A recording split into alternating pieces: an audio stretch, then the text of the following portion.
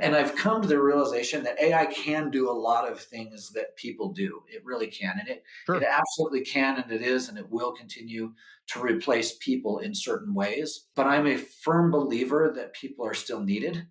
Yes. And AI can be like that Iron Man suit that you put on as an employee, and all of a sudden it turns you from Tony Stark into Iron Man, and you're able to Right. go out and do superhuman things. So that's our focus, I think, is helping people use AI to accelerate what they do and to focus on those things that they really truly should be focusing on. Are you a scaling SaaS founder? Ready to make the leap from leading a team to leading an organization? Join us each week as we refill your think tank with actionable tips and strategies from great business minds you know and those who don't know yet. This is SaaS Fuel with your host, five-time entrepreneur, SaaS founder, and globetrotting adventurer, Jeff Maines. Welcome back to the SaaS Fuel Podcast, where building AI that talks to customers isn't just about sounding human. It's about not sounding like a sleep-deprived intern at 2 a.m. I'm your host, Jeff Maines. I help B2B SaaS founders like you grow from traction to scale. Here, growth is more than just numbers. It's about crafting a future-proof company, premium valuation, and leaders who build a business of significance while living epic, adventurous lives. Can an AI run a vending machine business on its own? Sure. Should it? Well, not unless you want to see mismatched snacks and prices that make customers walk away. In this episode, we're exploring the real and sometimes hilarious limits of AI and why the future of business isn't about replacing humans, but empowering them. We dig into the nuanced balance between artificial intelligence and human judgment, revealing where AI shines, think automation, prediction, and repetitive task, and where it still needs a guiding hand, like you and me. You'll hear how AI is revolutionizing customer interactions, shifting companies away from traditional human heavy processes towards smarter automated systems that anticipate needs and deliver faster results. But this isn't just about jumping on every shiny new tool. That's so easy to do. When we talk strategy, why founders should stop trying to become AI experts overnight and instead focus on collaborating with the right people who can bridge the gap. Because the goal isn't just to do more tech, it's to make your business more intelligent. We'll also look at what happens when AI is truly integrated. Teams start working very differently, focusing on high value creative tasks while AI handles the grunt work. It's not just efficiency, it's a cultural shift. So if you're curious about how to actually make AI work for your company, not just in theory, but in practice, this episode is packed with eye-opening lessons, including what not to let your AI do. Let's get into it. Our expert guest last Thursday was Josh Sizemore, serial entrepreneur and business architect who's built billion-dollar brands and engineered high-profile exits.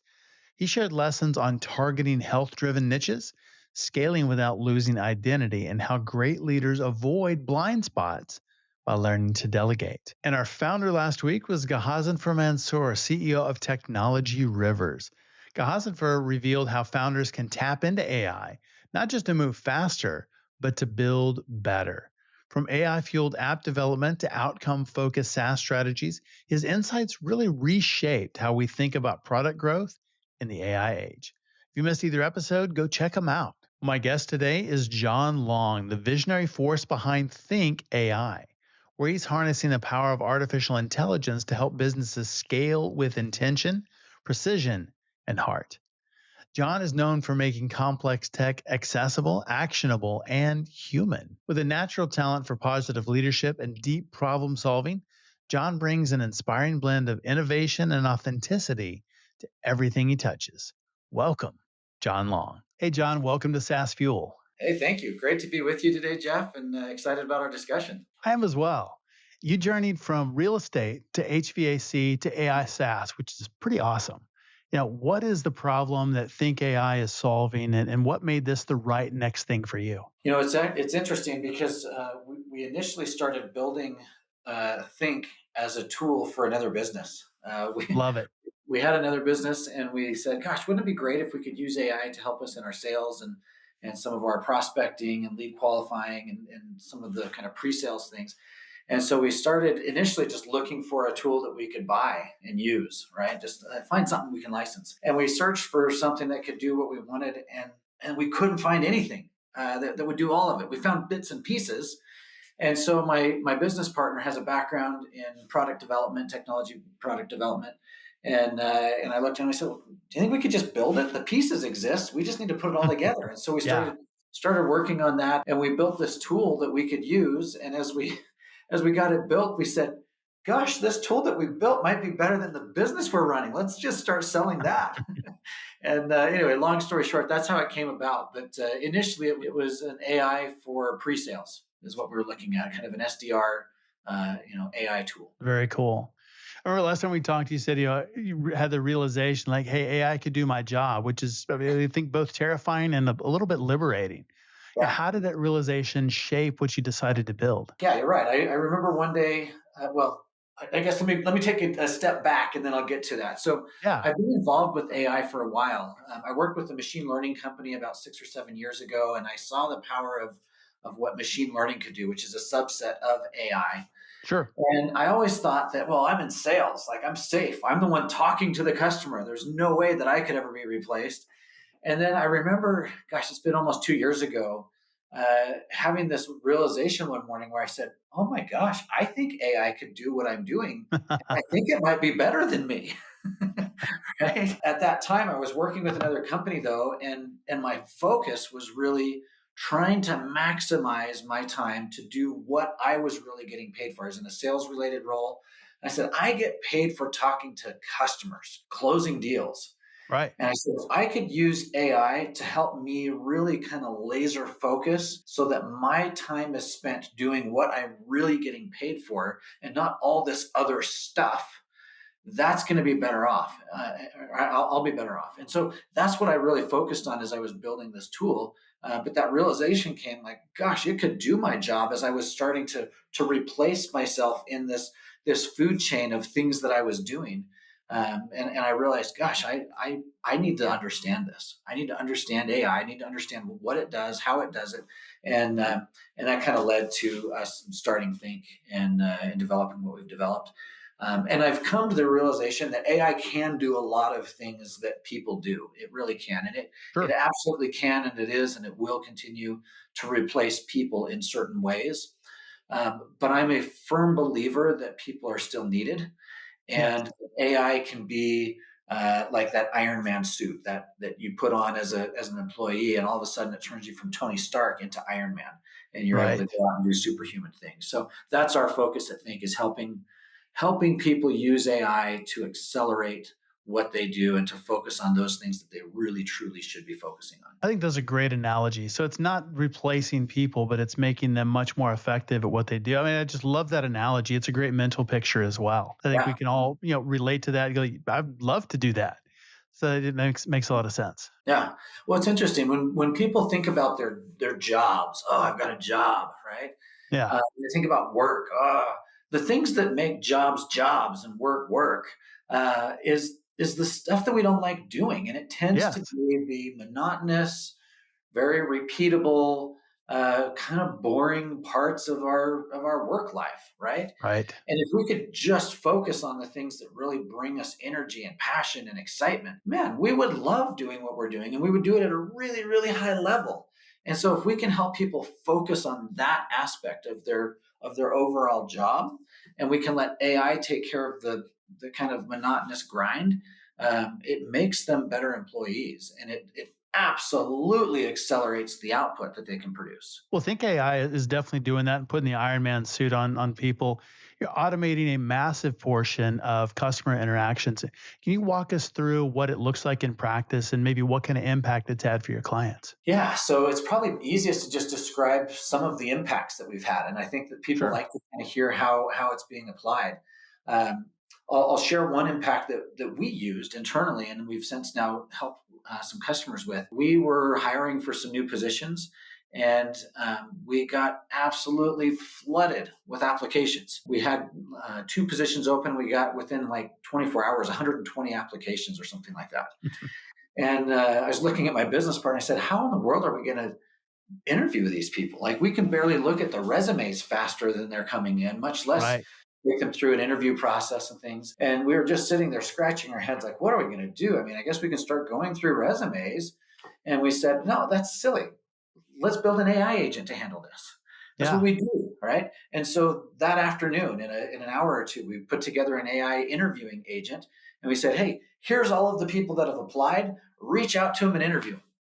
And so our agent reached out to everybody. It scheduled appointments. It ran through first round of interviews. It had questions based off of the role that they were applying for, and then instructions on what to do next. And it helped us to filter this list of 120 people down to the 15 or so that we took to the second round of interviews and so forth. So that was one way that we used AI. Not what we initially built the tool to do, but it handled it really, really well. Right? Yeah. We've got a customer that's in the home services space, and um, he had I don't know how many leads, 8,000 old leads that he was like, yeah, we've never even called those back.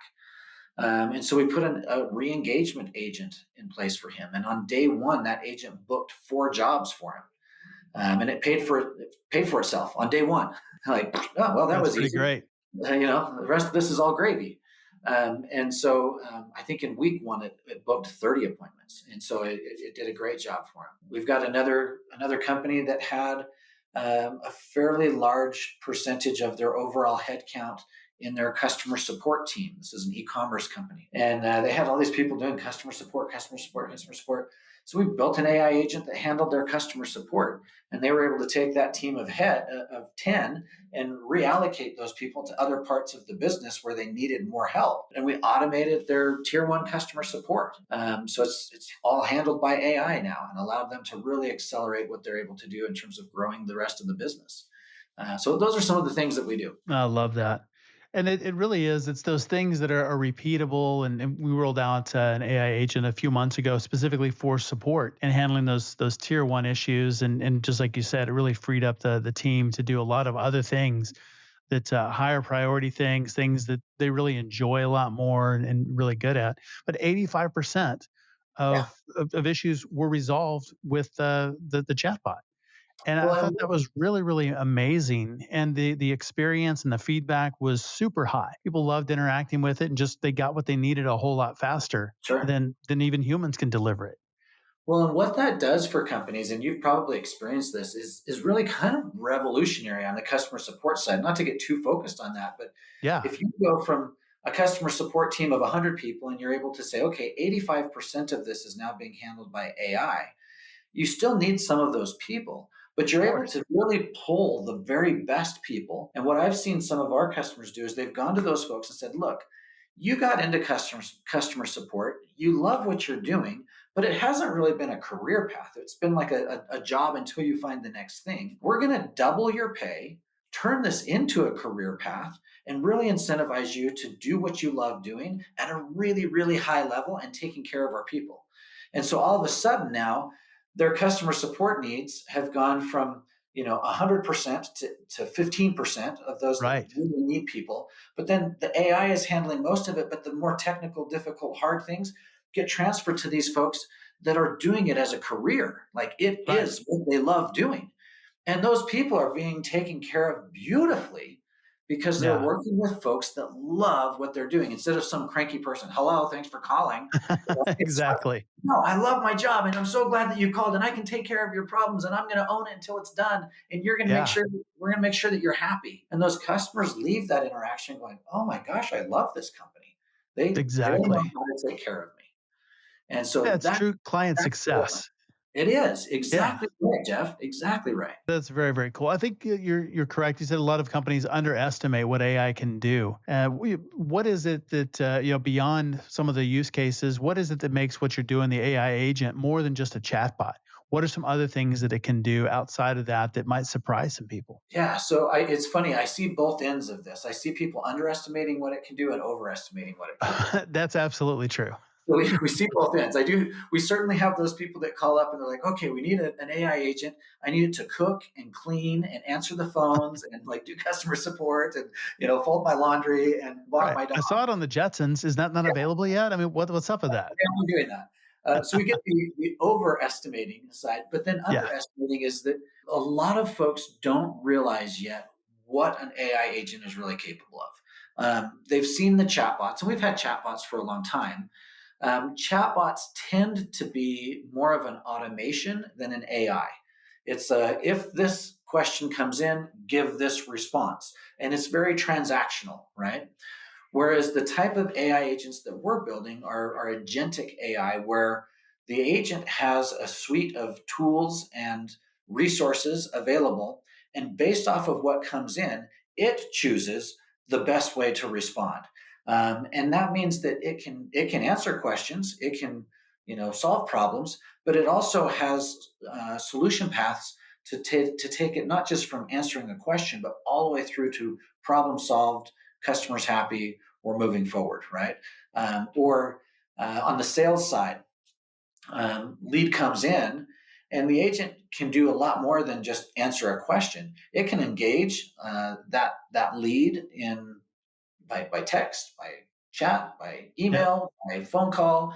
Our agents literally can schedule meetings for themselves to meet with people and go through a full discovery call process. And it's not this scripted, like, let me answer you or let me ask you a question kind of robotic sort of Right, right, right. to. It's like having a conversation with a person, chatting, and the agent can kind of move in and out of the conversation, and it might move a little bit away from the business, and the agent can masterfully pull it back into the business, Right. and have this fantastic interaction where the person feels heard and understood. They can ask their questions, the agent can ask their questions, and there's this meeting of the minds.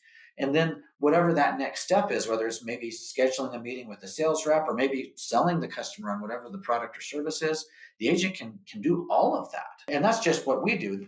Outside of Think, the world of agentic AI is even much bigger, where there are agents controlling agents, and you have Right. swarms of agents that are doing research and that are doing, data entry and things that we don't handle, but that are certainly out there and available. AI can do a lot. It's challenging because most people don't know how to get started or kind of what to do to kick this thing off, and that's Right. where companies like us step in and help with kind of the guiding steps of that. But yeah, AI can do a lot. But interestingly, Jeff, if I can share a quick story. Please. So I believe it was Anthropic, which is a Chat GPT like company. Right. Love those Anthropic, guys. yeah, they've got some great tools. They did a little test internally. You may have heard about this. This was just a week or two ago. Well, and by the time this recording comes out, maybe it was a month or so ago. But they did a little test internally where they set up an AI agent with a mini fridge in their office. Yes. Did Yeah, you a hear little about this? vending machine. Yeah, a little vending machine, Love right? it. Yes. They put this AI agent in charge of this little mini fridge and said, okay, you get to decide what products to carry, you get to decide prices, you get to decide how to run this business. And the employees would come to the AI agent and say, hey, I'd like to get a Coke, or I'd like to get a Sprite, or do Yeah. you have candy bars or whatever, right? And this agent runs this vending machine business for a little while. And long story short, it utterly fails at Yeah. running the business. It runs the business, but it brought products in that people didn't really want. It sold products at losses, and I think at the end of the day, it lost like 30%. Yeah. If it had $1,000 budget at the end of the day, or at the end of the test, it was down to 700 or something like that. So it did a good job. It did a fantastic job at some things, Yes. but it couldn't do everything, and that's why humans are still needed, right? That's why we're not going to be like kicked to the curb and robots are going to take over the Of world, course. because there's still a need for that human intelligence, that human thought and cognitive process that the AI just can't quite do yet.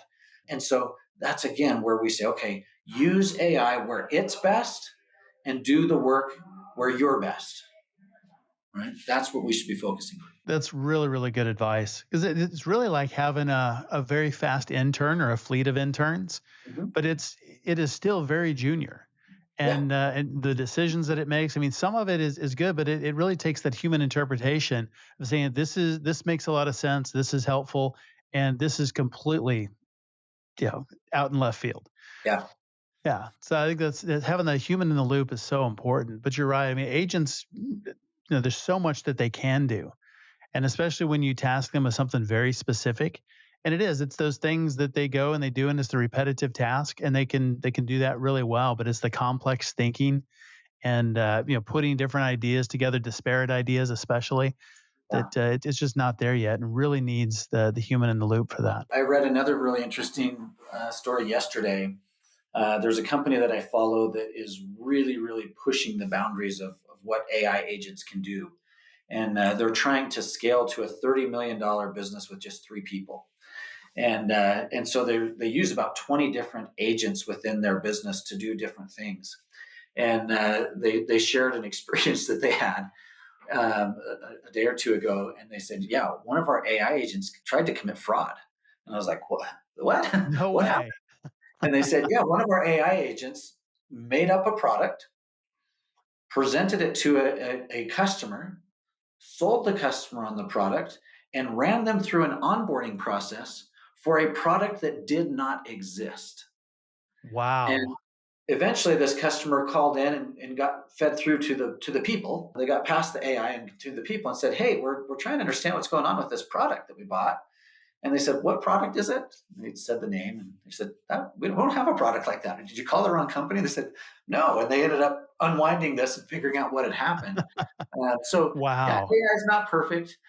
People aren't perfect either. Certainly, I've been in sales long enough. You've been in sales long enough to know that there are sales reps that sell all sorts of things that don't exist. Of course they do. Yeah. The Can it do smoking, that? Of course it can. sure, sure, yeah. If you Yeah, learn yeah, sideways yeah. and slant, it'll do exactly I what you saw need it on it the to do. roadmap. I think it's going to be ready in a week. Yeah. So it's not the first time that someone was sold something that hasn't been completed yet. But yeah, you've got to be careful with AI, just like you have to be careful with people.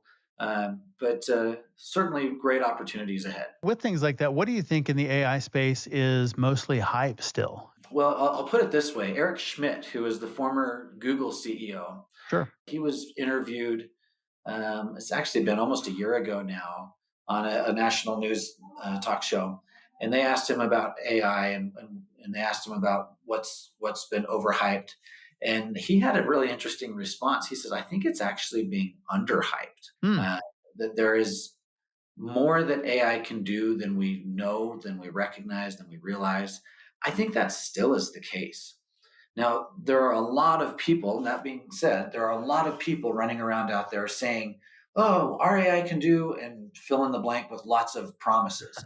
I Right. don't know that they can deliver on all of those promises. But I think if you took that list and you said, "Okay, can AI actually do these things?"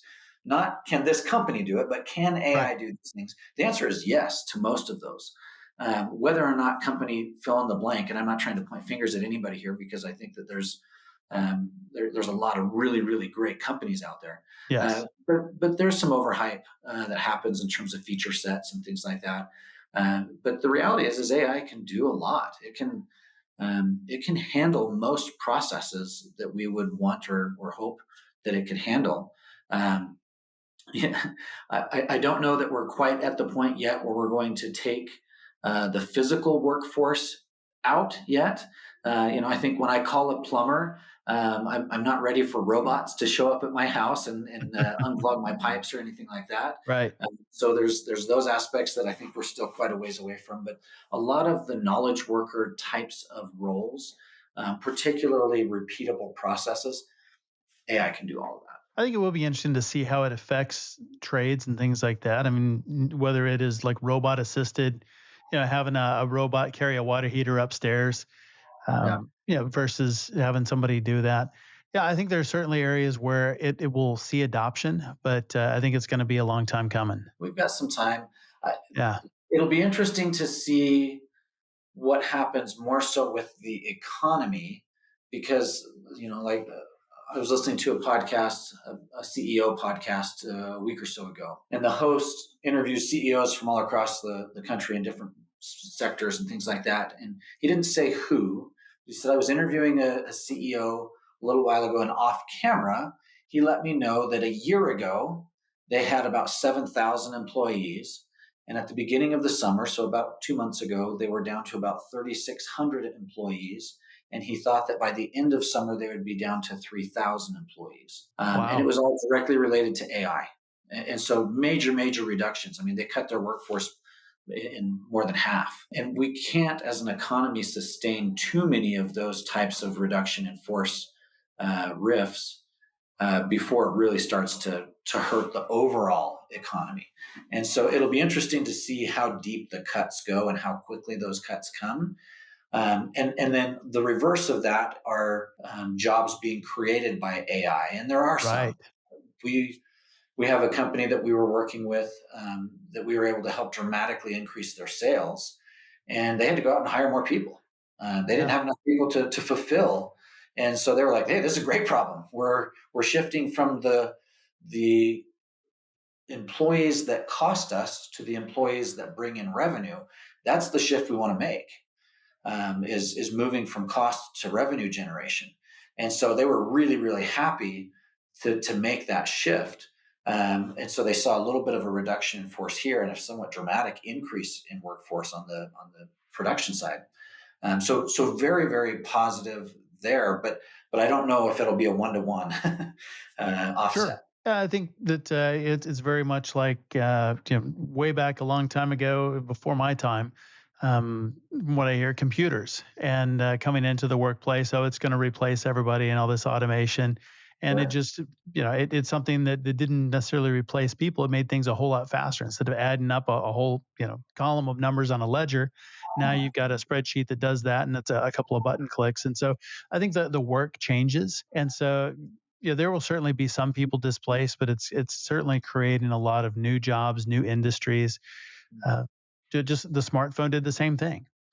Yeah, Well, it'll take industries that previously were, billion-dollar industries and turn them into $10 billion industries because their output can just increase by that much more. right. So I think that we will see increases in beautiful ways, Yeah, but we will see cuts. Like those sure. that AI is not going to eliminate positions or eliminate jobs. That's just not true. It is happening and it will continue to happen. And some of that's not all bad. As I know that there are certainly in larger companies people that are not doing a whole lot Sure. and just kind of collecting a paycheck and doing the minimum. And I think that those are the people that are probably most at risk. Yeah. Things that they're not adding significant value. It's all about adding value, and that's true in the entrepreneurial world. The more Yeah. value we add, the more valuable we are to our clients. I worked at a large publicly traded company for a little while, and there was a guy that seemed to just always be around the office. I would go to the bathroom and he would be walking around the hallways. I would go down to lunch and he'd be playing ping pong and like listening. I was like, what in the world does that guy do? I've never seen him actually working. He's here and Right, shows up. right. I have no clue what he does. And to this day, I have no clue what that person did. Well, coming from non-tech industries, what mindset or habits have helped you build trust in tech and lead a software team and scale AI products? It's interesting because a lot of times those that have been in tech have only ever been in tech. True. And Very true. the world outside of tech is different than the world inside of tech. And Way it's not that different. one is right and one is wrong. It's just they're different, right? Yeah. And so having started my career in real estate and then in construction, very non-technical. I remember doing an HVAC sales class when the iPad was first released, and they were like, "You guys, there's this new thing called the iPad," and they were so excited about it being able to do quotes in the field and being able to show people pictures, and it was like an electronic flip book, essentially, is what they were training us Right. on. But it was revolutionary. And I remember we started using that in my company, and we had homeowners that were like, "Oh, you have an iPad? You guys are high tech," because they Yep. were just so used to paper, right? Yeah. And so having come from that world where things that have a power button were considered high tech, and then shifting into the world of development and APIs and integrations and things that are more more technical. Um, you have to understand that last mile if you want to service customers in those areas. That's And so so good. for me, when I go and visit with someone that's in a home services business, I understand what it means to sit down at the kitchen table and have a discussion with the homeowners and say, hey, I'm sorry, your furnace is dead. You're going to need to put a new furnace in, and it's going to be thousands of dollars. A guy that's been in tech his whole life, that knows ones and zeros and how to push buttons on a screen, does not understand that side of the business. Right. And, I understand inventory and I understand scheduling and I understand a lot of things that others just have never experienced before because they've been things I've had to worry about. And so I think it's a huge advantage to have experience in other areas and then come into the tech world and then be able to look back at those areas and say, okay, I can solve their problems and I can use technology to do it. And they may not understand the tech, but now I understand the tech and I understand their world and I can help the two meet in the middle. Love that. I think it's so important to have diverse perspectives and backgrounds in different industries, because you can take something that's old in one industry and bring it to another, and it's completely revolutionary. And I think there's still a lot of opportunities to bring those processes into tech and also to take tech into those industries. And it can be something that we've been using in the tech world for 5 years and take it there, and it's completely revolutionary, kind of like your iPad example. Well, and if you look at um, I don't know if the business is the right word, but a group that is considered very, very high tech, NASA.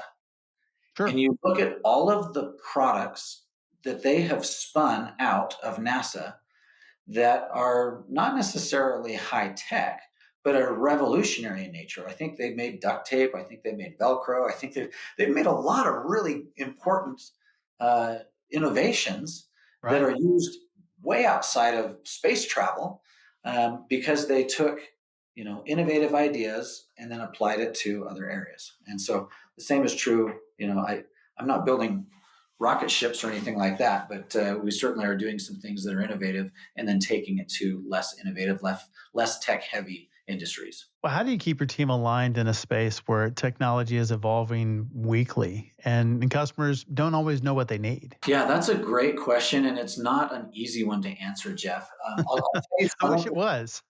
I'll tell you what we do just to try and stay on top of things. And I hope you're okay with me mentioning this. We actually produce a podcast uh, Sure. each week.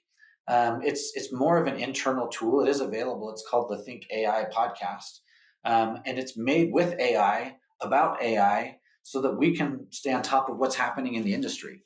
And so it's 100% AI. There are like our podcast hosts. We actually put them on our website. They don't exist. They're not real people. Um, but we have a tool that goes and scrapes all of the AI news, dumps it into a program. That program then creates a podcast, records the podcast, and then we publish it and we have our team listen to it every week because things are moving and changing and happening so fast that we have to stay on top of things. But at the same time, it's really easy in a fast moving environment like that to just get paralyzed and say, well, I don't want to start on this yet because tomorrow something new is going to come out and it's different and better and faster. And so we also kind of draw lines in the sand and say, okay, we're going to build here, start building. We may Right. end up changing down the road or adapting or modifying, but you also have to kind of pick a line and say, okay, we're going to start building something.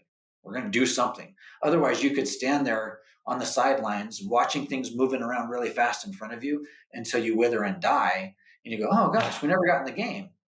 And so you've got to get in the game. You got to put your jersey on, go out there and swing at the ball. Um, Otherwise, you're just never gonna get anywhere. So those are some of the things that we do to stay on top of things, but then also draw a line and build. That's really good advice. That a founder that was looking at some different AI initiatives and was really asking that big question of, should we go ahead and build this now? And what if the models just start including that by default 3 months down the road? And it's one of those things of, so what if they do? I mean, Yeah. either you build and maybe it happens and maybe it doesn't, or you wait 3 months or 6 months or a year and miss out. Yep.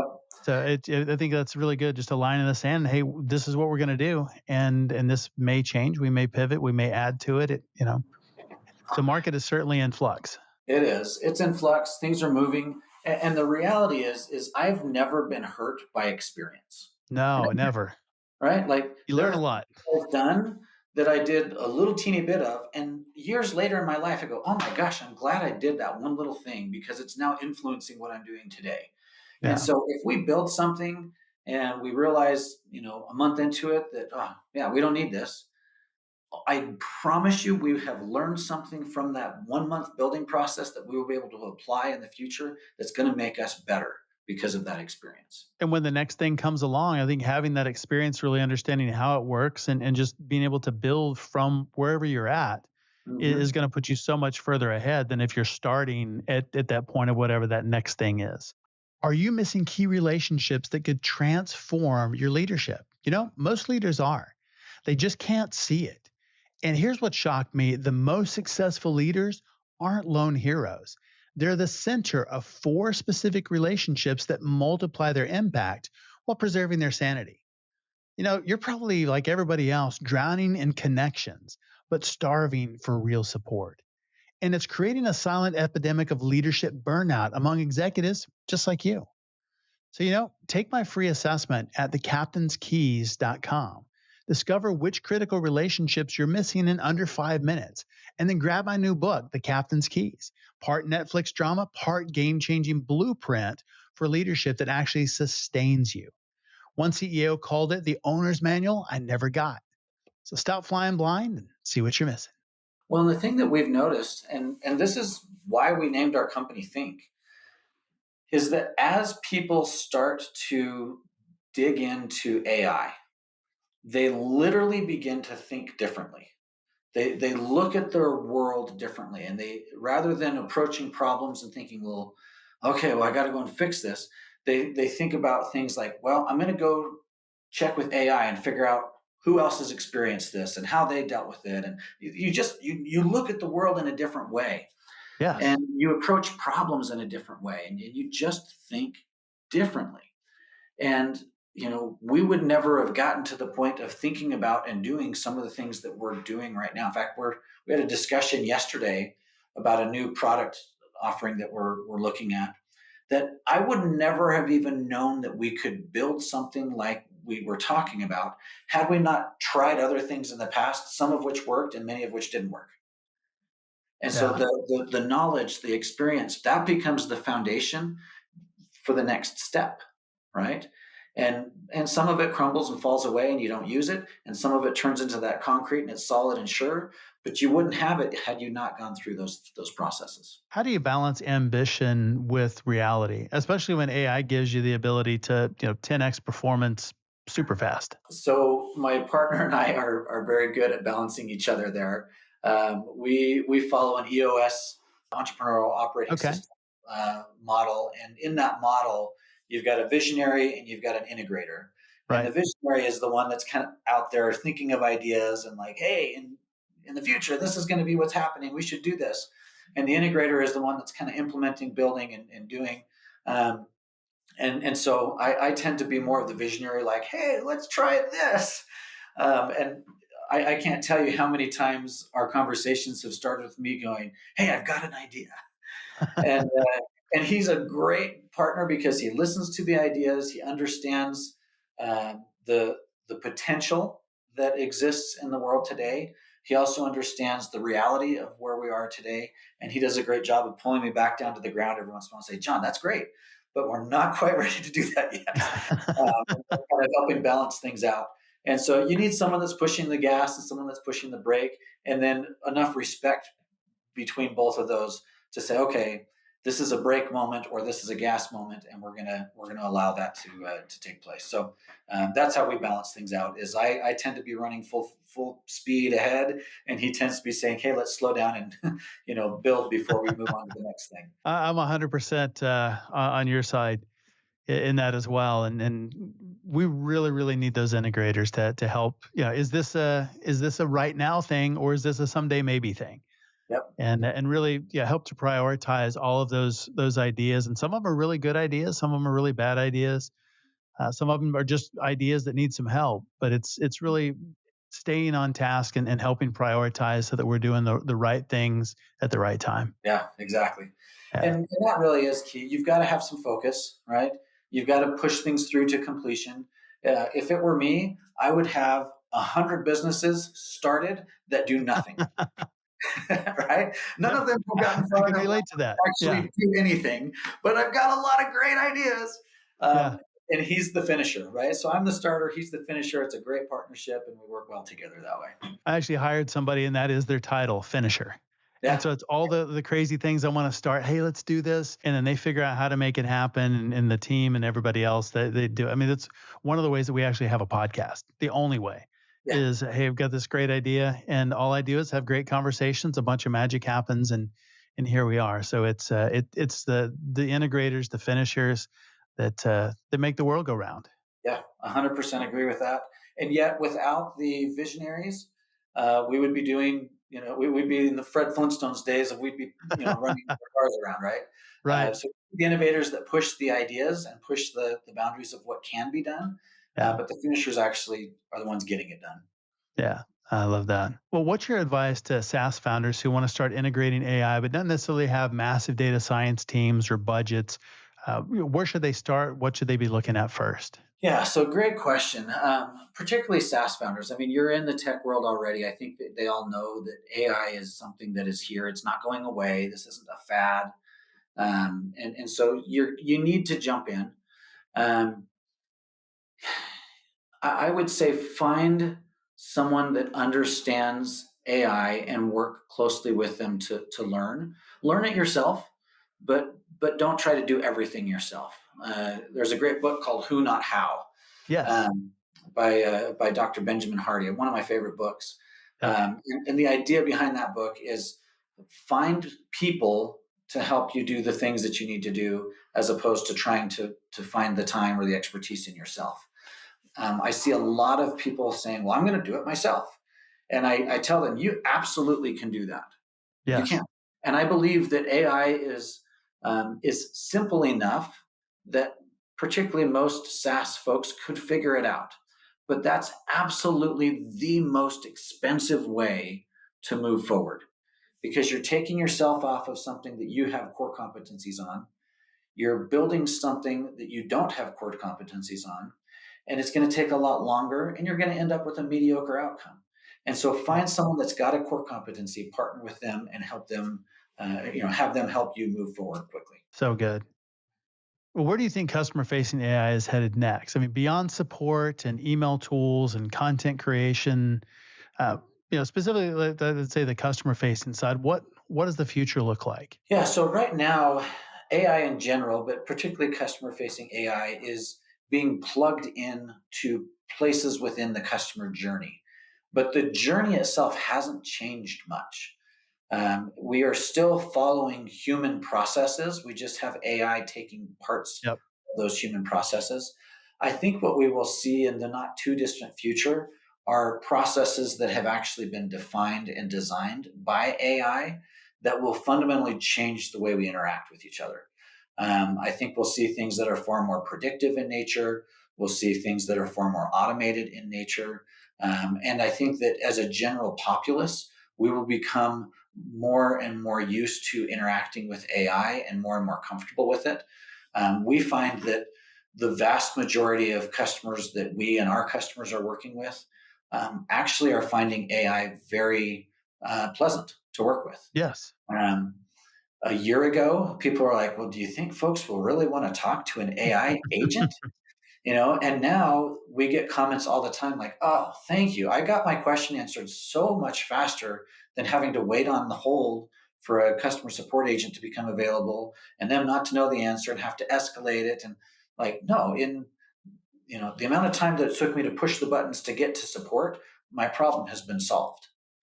And so I think we'll see more and more adoption and willingness to kind of work with AI.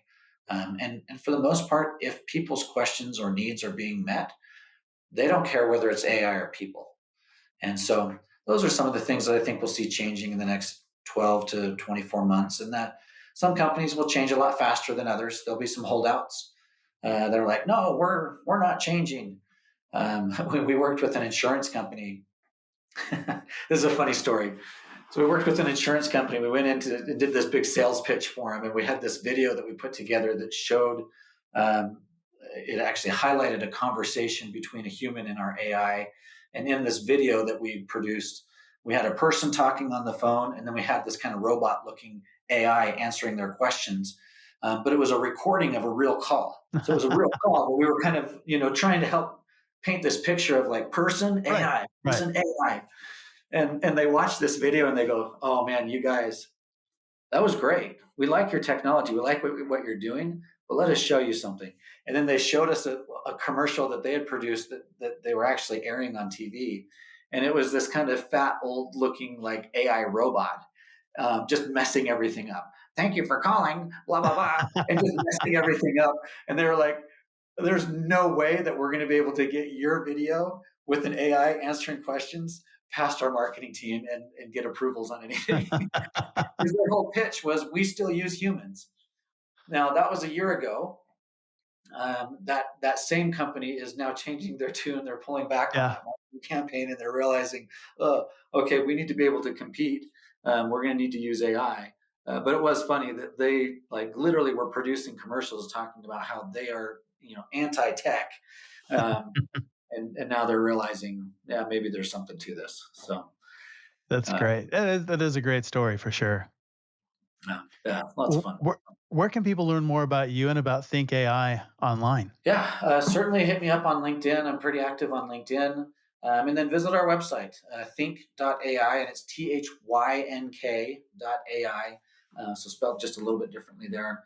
On our website, you can interact with one of our agents. You can have a phone call, text message, email with them, and just kind of see what it's like to interact with AI. If you've never done it before, give it a try, and let us know if there's something we can help with in your business. Happy to do it. Outstanding.